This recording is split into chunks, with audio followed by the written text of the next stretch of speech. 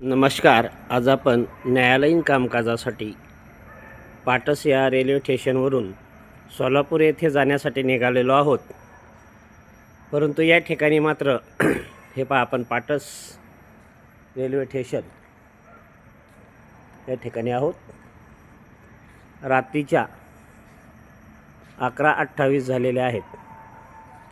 आपल्याला तिकीट काढण्यासाठी या ठिकाणी रात्रीची कोणतीही सोय नसते. अथवा ज्या ठेकेदाराला हे काम दिलेलं आहे ते रेल्वेच्या वेळी पॅसेंजर असतात नसतात या दृष्टिकोनातून ते या ठिकाणी टाळा मारलेला असतो, हजर नसतात.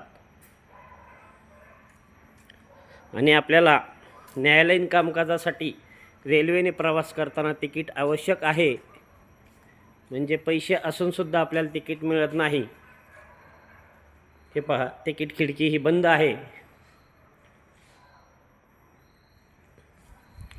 पुढील प्रवासात आपल्याला कोणतीही अडचण येऊ नये या दृष्टीने आपण हा व्हिडिओ बनवत आहोत.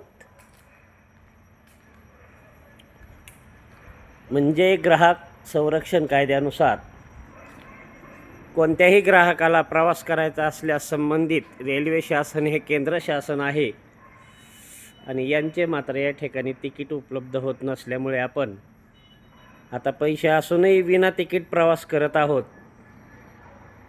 म्हणजे प्रशासनाचा हा हलगर्जीपणा नाही का, हा अतिशय महत्त्वाचा प्रश्न निर्माण होतो. आपण पाहू शकता 11:29 झालेले आहेत. 12ची रेल्वे आहे आपल्याला किंवा 12:15ची असू शकते.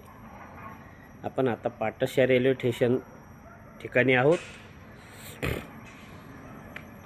आपण 11:55 पर्यंत दुसरा व्हिडिओ बनवणार आहोत.